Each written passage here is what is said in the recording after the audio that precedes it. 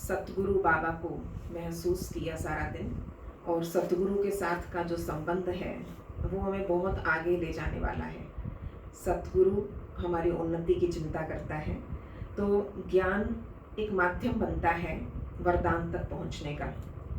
परंतु ज्ञान बृहद है, विशाल है। ज्ञान में समझ है, लॉजिक है, अंडरस्टैंडिंग है, परख है, और ज्ञान अथाह हो सकता है। परंतु वरदान बिल्कुल पर्टिकुलर उस ज्ञान में से, इसेंस में से जिसको प्रैक्टिस किया तो ऑटोमेटिकली वो वरदान बन जाता है। एक तो वरदान बनाना, एक है वरदान मिलना। वरदान देने वाला कोई हाई अथॉरिटी होता है, कोई बड़ी अथॉरिटी, कोई शक्तिशाली होता है जो वरदान दे सके। और अगला क्वेश्चन हमारा था कि दुआएं क्या होती है, दुआएं और वरदान में अंतर क्या होता है। तो दुआएं कोई भी दे सकता है। आप ये समझ लीजिए कि दुआओं का कोई कॉपीराइट नहीं होता, वरदान का कॉपीराइट होता है। क्योंकि वरदान बड़ी अथॉरिटी है ना, जितनी ऊंची आत्मा है, जितनी पवित्रता अधिक है, वो वरदान दे सकते हैं। वरदान इंजेक्शन का काम करता है, दुआएं धीरे धीरे धीरे धीरे काम करती है। वरदान को इंस्टेंट फील किया जा सकता है कि उन्होंने कहा और ये मेरे लिए वरदान बन गया, और उसके बाद वो हमेशा ही वो एक रिजल्ट देता रहेगा। हम कहते दादी ने मुझे ये वरदान दिया था, और उसके बाद आप ऐसे बन गए। अचल दीदी से मिले तो उन्होंने वरदान दिया, तो जिससे मिले और उसके बाद वो हमेशा के लिए हो गए, तो वो एक जैसे इंजेक्शन, तुरंत हमें वरदान याद आता है और वो इंजेक्ट हो जाता है। दुआएं होम्योपैथी गोली की तरह धीरे धीरे धीरे धीरे काम करती रहेगी, करती रहती है, मगर हमें पता नहीं होता वो अदृश्य शक्ति कैसे हमारे साथ काम करती है। दुआएं एक कवच की तरह हमारे आसपास रहती है, दुआएं एक ऑरा क्रिएट कर लेती हैं। वरदान के पात्र बनना पड़ता है और दुआएं भी कमाई जाती है। तो दुआएं कमानी पड़ती है, मानो उसके लिए सुख देना पड़ेगा ना, प्रेम देना पड़ेगा, स्नेह देना पड़ेगा, तो दुआएं कमाई जाती है। वरदान को रियलाइज करने से वरदान काम में आता है, और दुआएं सदा हमारे आसपास रहती हैं, क्योंकि कहीं ना कोई तो हमें दुआ दे ही रहा होगा ना, किसी के लिए तो कभी अच्छा किया ही है हमने, तो इसलिए दुआएं सदा देते रहना चाहिए। तो कल था वरदान एक स्मृति है, जैसे हनुमान को स्मृति दिलाई गई तो वो कार्य करता था, तो वो पवन पुत्र बन गया। तो जब तक वो विस्मृत था तो उसका वरदान कार्य में नहीं आ रहा था, इसलिए वरदान को स्मृति में रखना आवश्यक है। ज्ञान समझ के बिना अधूरा है। वरदान प्राप्त करने के लिए क्या किया जाए? वरदान में भावना है, श्रद्धा है, लगन है और प्रसन्नता है। जहाँ संतुष्ट और प्रसन्न हो जाते हैं वो वरदान देते हैं। तो इसीलिए सबको संतुष्ट करना आवश्यक है। अब भगवान को संतुष्ट करना, देवी को संतुष्ट करना, तो वहाँ वो प्रसन्न होकर वरदान दे देते थे। पर उस योग्यता के लिए निरंतर प्रयास, जिसने अथाह भक्ति की तो उसको वरदान मिल गए, जिन्होंने अथाह योग किया तो ऑटोमेटिकली बाबा से वरदान मिल गए। दृढ़ता आवश्यक है उसमें। वरदान में मेहनत नहीं लगती, वरदान स्वतः कार्य करते रहते हैं। अब आपने ये अपना लिखना है कि बाबा ने अब तक फरमान कौन कौन से दिए हैं। जैसे कि बाबा कहते हैं पवित्र बनो, योगी बनो, hear no evil, see no evil, talk no evil, think no evil, do no evil.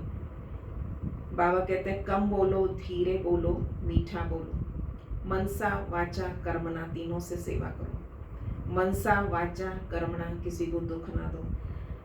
कर्म योगी बनो, विदेही बनो, पढ़ाई अच्छी रीति पढ़ो पढ़ाओ। ये बाबा के फरमान है। ऐसे आप अथाह फरमानों की लिस्ट बना सकते हैं, और वो लिस्ट बनाकर आपने चेक करना था कि मैं कितने फरमान पालन करता हूँ और कितने नहीं। तो इसलिए उन सब फरमानों को मैं पूरा पालन कर सकूं, ताकि सतगुरु मेरे साथ रहे। आज का होमवर्क, बाबा भैया है मेरा। उस समय बीच में गीत चलता है, मेरे भैया, मेरे चंदा, मेरे अनमोल रतन। ऐसे बाबा के लिए अच्छे अच्छे भाई वाले गीत आज सेलेक्ट करके रखना। बाबा मेरा बड़ा भाई है, पर बहुत केयरिंग और बहुत शेयरिंग करने वाला और बहुत लविंग है। तो उसने मुझे उठना, बैठना, हंसना, खाना सब कुछ सिखाया, और इन सब को बहुत डिवाइन और रॉयल बनना सिखाया। तो सब कुछ कितना अब बाबा का देखते जाएंगे। और बाबा से मैंने सीखा है, अपने बड़े भाई से। तो बाबा का हंसना, बाबा का खाना, भोग कैसे लगाता है बाबा बाप दादा को जब हम देखते हैं, तो बाबा का चलना, तो इस प्रकार से महसूस करें कि कितना डिवाइन है और कितना रॉयल है मेरा भाई। तो मैंने भी अपने बड़े भैया को ही कॉपी करना है। भाई के संग खेलना होता है, खाना होता है, शेयर करना होता है। और जब राखी होती है तो राखी बांध के उससे रक्षा के वचन में बंधना होता है और उसे बांधना होता है। भाई का कुल, भाई का गोत्र, भाई की जात बिरादरी वही मेरी है, जो बाबा का वो ही मेरा है। तो उसकी हर बात मुझे जचती है। बाबा और मुझ में, मतलब मेरे भैया में और मुझ में प्यार इतना है कि मेरी वेवलेंथ मैच करती है। वो सोचे और वो मुझे भी टच हो, और मैं कुछ सोचूं वो उसे टच हो। वो जिधर जाता है मैं भी उधर जाती हूँ। होता है प्यार, जहाँ ज़्यादा होता है वहाँ साथ साथ साथ साथ घूमते रहेंगे। वो जो करते हैं मैं भी वही करती हूँ। कभी मैं उस भैया की बहना हूँ तो कभी मैं उसका छोटा भाई हूँ। तो अब 7 से 10 बजे तक जो करना है, आज बाबा भैया मुझ आत्मा को आत्मा भाई देखने का पाठ पक्का करा रहे हैं। व्यवहार में कर्म योग करते सिर्फ भ्रकुटी के बीच आत्मा भाई को ही देखकर बात करनी है। बहुत स्ट्रिक्टली ये अभ्यास मुझे करना है। जिसको देखूं आत्मा भाई देखूं। 10:30 बजे अगर संभव हो तो आज एक राखी की थाली सजाकर बैठना। सूक्ष्म वतन में बाबा भैया को राखी बांध के आज बाबा से खर्ची लेनी है। खर्ची लेते कुछ तकरार होती है, नहीं यही चाहिए, अपनी मर्जी की खर्ची लेनी है। तो इस तरह बाबा को तिलक लगाना, मुंह मीठा करना, मुंह मीठा करवाना, तो उस फीलिंग को लेना। 11 बजे आज की मुरली से 5 स्वरूपों के अभ्यास के पॉइंट्स जरूर लिखना। 11:30 बजे मेरे बाबा भैया को सबसे अच्छा क्या लगता है, मेरे भैया को सबसे अच्छा क्या लगता है, 10 बातें लिखनी है जो मैं आत्मा बाबा भैया को प्रॉमिस कर रही हूँ कि मैं अपने व्यवहार में इन बातों को जरूर लाऊंगी। 5:30 बजे भैया मेरे कंधे पर हाथ रखकर मुझे मेरी विशेषताएं याद दिला रहे हैं। बाप दादा की आवाज़, अव्यक्त आवाज़, वो विशेषताएं सुनते अपने बंधु के स्नेह में खो जाएं। 6 बजे बाबा के साथ वतन में अलग अलग खेल खेलने हैं, चाहे लुका छिपी खेलना, कभी बाबा वतन में बादलों के बीच छुप गया, मैंने उसे ढूंढ निकाला, तो कुछ भी खेलना। 6:30 बजे भैया विश्व रक्षक बनकर मुझ फरिश्ते के साथ अपनी सर्व शक्तियों की, अपनी किरणें छतरी के रूप में सारे विश्व की रक्षा कर रहे हैं। तो मुझ पर भी उसकी छत्र छाया है और सारे विश्व पर भी। तो अभी हम आज के महावाक्य सुनेंगे। मीठे बच्चे, बाप नॉलेजफुल है, उन्हें जानी जाननहार कहना ये उल्टी महिमा है। बाप आते ही हैं तुम्हें पतित से पावन बनाने। प्रश्न है, बाप के साथ साथ सबसे अधिक महिमा और किसकी है और कैसे? सबसे अच्छी महिमा बाबा की है, पर बाबा ने आज 3 बातों की महिमा और की है। पहला, बाप के साथ भारत की महिमा भी बहुत है। भारत ही अविनाशी खंड है, भारत ही स्वर्ग बनता है। बाप ने भारतवासियों को ही धनवान, सुखी और पवित्र बनाया है। दूसरा, गीता की अपरम अपार महिमा है।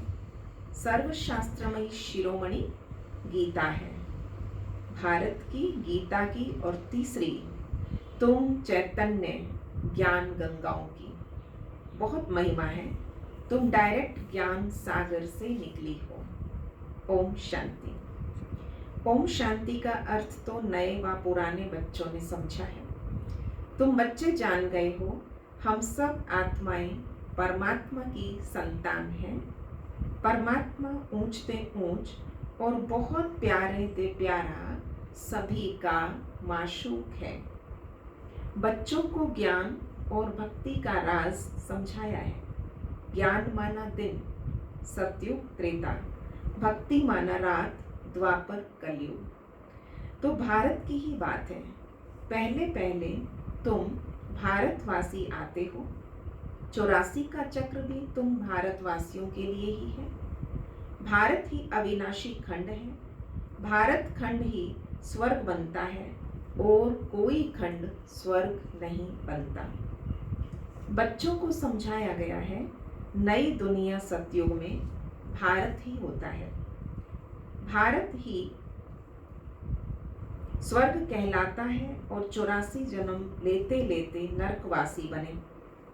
नरकवासी हैं फिर भी, और सभी खंड विनाश हो, सभी बाकी भारत ही रहेगा।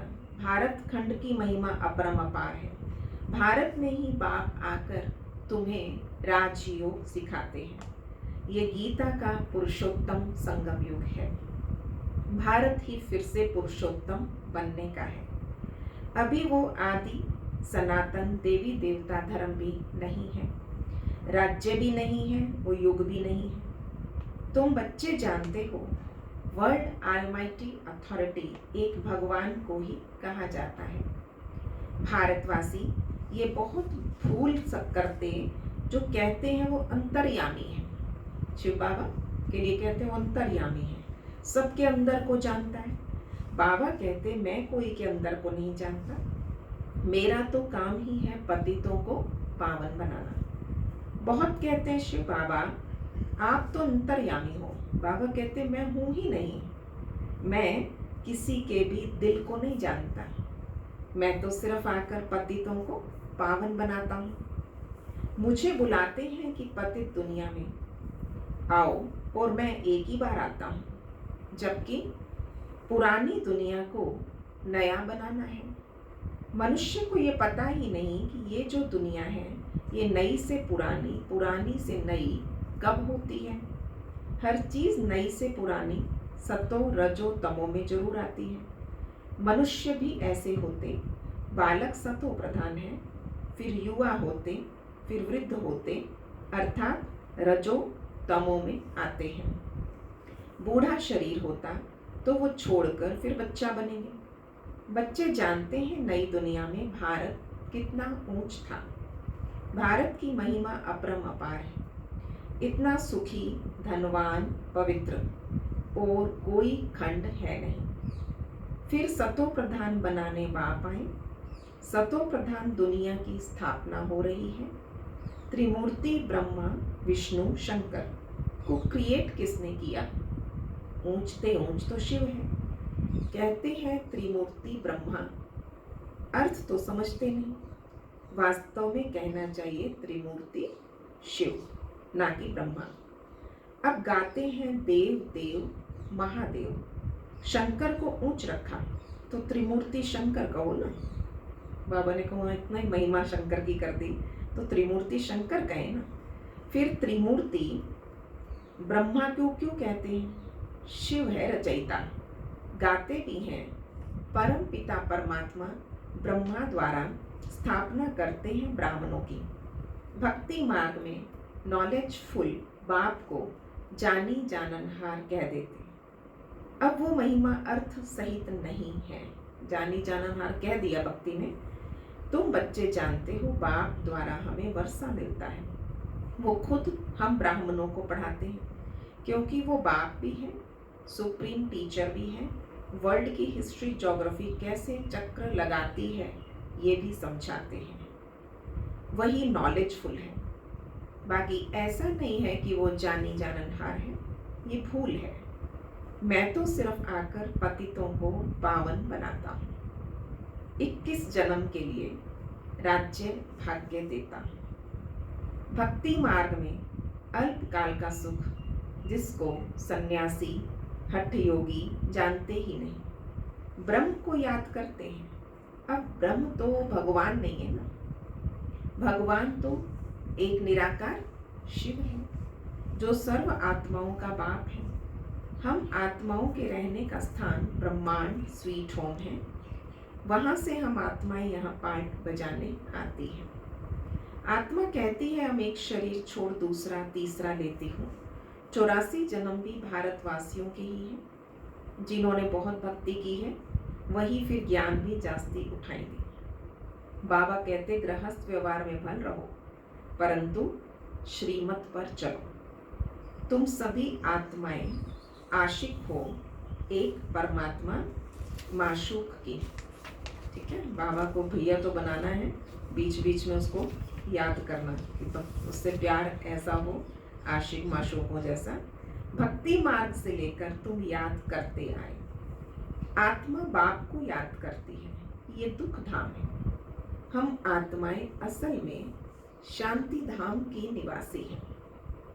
पीछे आए सुख धाम में, फिर हमने 84 जन्म लिए। हम सो हम का अर्थ अब समझाया है।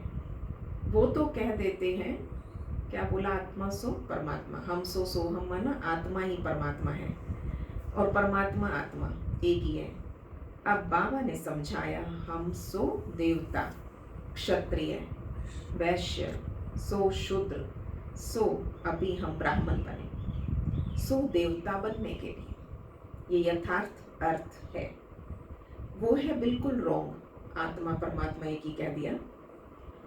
सतयुग में एक ही देवी देवता धर्म अद्वैत धर्म था, पीछे और धर्म हुए तो द्वैत हुआ। द्वापर से आसुरी रावण राज्य शुरू हो जाता। सतयुग में रावण राज्य ही नहीं है तो 5 विकार भी नहीं है। ये वो है संपूर्ण निर्विकारी दुनिया। ठीक है, 5 स्वरूपों के अभ्यास के पॉइंट्स मुरली में से निकालते रहे। अभी बाबा सतयुग की बात बता रहे हैं, बीच में बाबा ने पूरा चक्र घुमाया। राम सीता को भी 14 कला संपूर्ण कहा जाता है। राम को बाण क्यों दिया ये मनुष्य नहीं जानते। हिंसा की तो बात ही नहीं है। तुम हो गॉडली स्टूडेंट तो ये फादर ही हुआ, स्टूडेंट हो तो टीचर भी हुआ, फिर तुम बच्चों को सदगति दे स्वर्ग में ले जाते हैं। तो बाप, टीचर, गुरु तीनों ही हो गए। उनके तुम बच्चे बने हो तो तुमको कितनी खुशी होनी चाहिए। वो बाप मिला, वो टीचर मिला, वो सतगुरु मिला, वो भाई मिला, वो सखा। तो बाबा कहते कितनी खुशी होनी चाहिए। इतना सर्वशक्तिमान, इतना प्योर, पायस। मनुष्य तो कुछ भी नहीं जानता। रावण राज्य है ना, हर वर्ष रावण को जलाते आते, पर रावण है कौन वो भी नहीं जानते।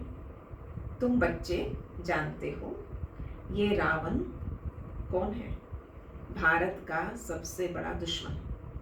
ये नॉलेज तुम बच्चों को ही नॉलेजफुल बाप से मिलती। वो बाप ही ज्ञान का सागर है। और क्या है? आनंद का सागर, ज्ञान का सागर। ज्ञान सागर से तुम बादल भर भर कर फिर जाएं वर्षा बरसाते हो। ज्ञान गंगाएं तुम हो, तुम्हारी ही महिमा है। बाप कहते हैं मैं तुमको अभी पावन बनाने आया हूँ। ये एक जन्म पवित्र बनो, मुझे याद करो तो तुम तमो प्रधान से सतो प्रधान बन जाएंगे। मैं ही पतित पावन हूँ। जितना हो सके याद को बढ़ाओ। कितना हो सकता है पूछो अपने आप से। अभी तक कितना किया है? 1 महीने का लॉकडाउन है, कितनी याद बढ़ाई? अभी याद और बढ़ानी है। जितना हो सके। आज पूरा दिन मौन रहेगा। बस बाबा ने आज कह दिया ना, लगन लग जाए, सारा दिन उसके चिपके रहो, सारा दिन उसके आगे पीछे घूमते रहो। वो जहाँ जहाँ मैं वहाँ वहाँ। मुख से शिव बाबा कहना भी नहीं है। जैसे आशिक माशूक को याद करते, चुपचाप चुपके से याद कर लेते हैं। एक बार देखा बस, बुद्धि में उसकी ही याद रहेगी। भक्ति मार्ग में तो जो जिस देवता को याद करता है, पूजा करता है, उसी का साक्षात्कार हो जाता है, पर वो अल्पकाल के लिए। भक्ति करते नीचे उतरते आए, अब तो मौत सामने खड़ा है। हाय हाय के बाद फिर जय जयकार होती। भारत में ही रक्त की नदी बहनी है। सिविल वार के आसार दिखाई दे रहे हैं। तमो प्रधान बन गए हैं, अब तुम सतो प्रधान बन रहे हो। जो कल पहले देवता बने वही आकर बाप से वर्षा लेंगे। पुरुषार्थ वही करेंगे, वही मुरली सुनेंगे जिन्होंने कलम पहले सुनी है। कम भक्ति की होगी तो ज्ञान थोड़ा उठाएंगे, फिर प्रजा में भी नंबरवार पद पाएंगे। अच्छे पुरुषार्थी श्रीमत पे चल अच्छा पद पाते हैं। मैनर्स अच्छे होते हैं, जितने अच्छे मैनर्स, तो यहाँ पता लगता है कितना अच्छा पुरुषार्थ है। दैवी गुण भी धारण करने हैं। वो फिर 21 जन्म चलेंगे। अभी है सबके आसुरी गुण, आसुरी दुनिया, पतित दुनिया है। तुम बच्चों को वर्ल्ड की हिस्ट्री ज्योग्राफी भी समझाई गई है। इस समय बाप कहते हैं याद करने की मेहनत करो तो तुम सच्चा सोना बन जाएंगे। सतयुग है गोल्डन एज, सच्चा सोना। फिर त्रेता में चांदी की अलाई पड़ती, कला कम होती जाती। अभी तो कोई कला नहीं है। जब ऐसी हालत हो जाती है तब बाप आते हैं। ये भी ड्रामा में नोन है। इस रावण राज्य में सभी कैसे बन गए? बेसमझ बन गए, जो बेहद ड्रामा के पार्टधारी होकर भी ड्रामा के आदि मध्य अंत को ही नहीं जानते। ड्रामा कर भी रहे हैं और ड्रामा के अंदर होते हुए भी पता नहीं ड्रामा कब खत्म होना है, इसके बाद क्या होगा। तुम एक्टर्स हो ना, तुम जानते हो हम यहाँ पार्ट बजाने आए हैं, पर पार्टधारी होकर भी जानते नहीं, तो बेहद का बाप कहेंगे ना कि तुम बेसमझ हो गए हो। अब मैं तुम्हें समझदार हीरे जैसा बनाता हूँ। फिर रावण कोड़ी जैसा बना देता है। मैं ही आकर सबको साथ ले जाता हूँ। फिर ये पतित दुनिया भी विनाश होती। मच्छरों सदृश सबको ले जाता हूँ। इकट्ठी होगी होलसेल में, कितने लाखों लाखों लोग इकट्ठे जाएंगे। इसको बाबा कहते हैं मच्छरों सदृश सबको ले जाता हूँ। तुम्हारी एम ऑब्जेक्ट सामने खड़ी है, ऐसा तुमको बनना है। सबके घरों में लक्ष्मी नारायण का चित्र बिल्कुल प्रोमिनेंट अच्छी जगह पर लगा होना चाहिए, ताकि इसको चलते फिरते देखते रहें। ये तुम्हारी एम ऑब्जेक्ट है, ऐसा तुम्हें बनना है, तभी तो तुम स्वर्गवासी बनेंगे। तुम ब्रह्मा कुमार कुमारियां ये पुरुषार्थ कर रहे हो। पुरुषार्थ मनुष्यों की बुद्धि तमो प्रधान है तो समझते नहीं है। इतने बीके हैं तो जरूर प्रजा पिता ब्रह्मा भी होगा। ब्राह्मण है चोटी, फिर ब्राह्मण से देवता, देवता से क्षत्रिय, वैश्य, शूद्र। तो चित्रों में तो ब्राह्मणों को और शिव को गुमी कर दिया। बाबा त्रिमूर्ति के चित्र की बात करते हैं, विराट रूप की बात करते हैं। तुम ब्राह्मण अभी भारत को स्वर्ग बना रहे हो। स्वर्ग में घूमते रहना। आज बाबा भैया का हाथ पकड़ के भी। अच्छा, मीठे मीठे सिकी गधे बच्चों प्रति माता पिता बाप दादा का याद प्यार और गुड मॉर्निंग। रूहानी बाप की रूहानी बच्चों को नमस्ते। हम रूहानी बच्चों की रूहानी बाप दादा को याद प्यार गुड मॉर्निंग और नमस्ते जी, नमस्ते जी। आज का होमवर्क छोटा सा होमवर्क है।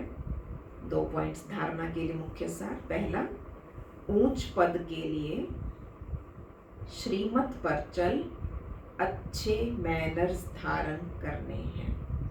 जब अच्छे मैनर्स धारण होते तो बाबा समझ जाते हैं इसकी पदवी बहुत ऊंची है। दूसरा, सच्चा आशिक बन एक माशूक को ही याद करना है। जितना हो सके याद का अभ्यास बढ़ाते जाना है। आज का वरदान है,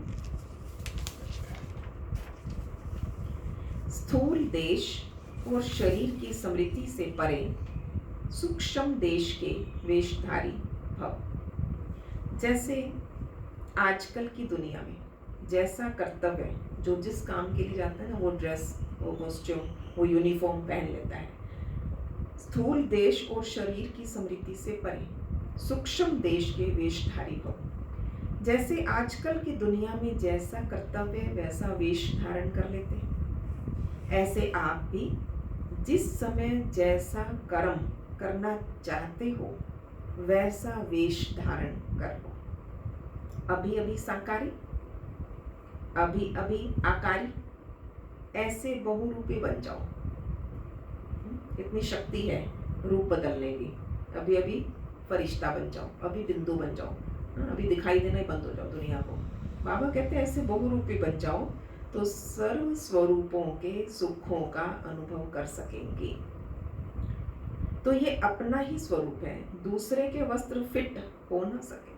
आप क्यों रावण की ड्रेस पहन लोगे तो हो जाएगी आपको फिट, फिर क्यों पहनने की कोशिश करें आसुरी। बाबा ने कहा दूसरे के वस्त्र फिट हो या ना हो, लेकिन अपने वस्त्र सहज ही धारण कर सकते हो। मेरा स्वरूप है फरिश्ता, मेरा स्वरूप है स्वदर्शन चक्रधारी, मेरा स्वरूप, तो अपने स्वमानों में टिको। इसलिए इस वरदान को प्रैक्टिकल अभ्यास में लाओ तो अव्यक्त मिलन के विचित्र अनुभव कर सकेंगे। आज का स्लोगन है, सबका आदर करने वाले ही आदर्श बन सकते हैं। सम्मान दो तब सम्मान मिलेगा। सबका आदर करने वाले ही आदर्श बन सकते हैं। सम्मान दो तब सम्मान मिलेगा। इसके बाद आप पढ़ लेना मातेश्वरी जी के भी महावाक्य।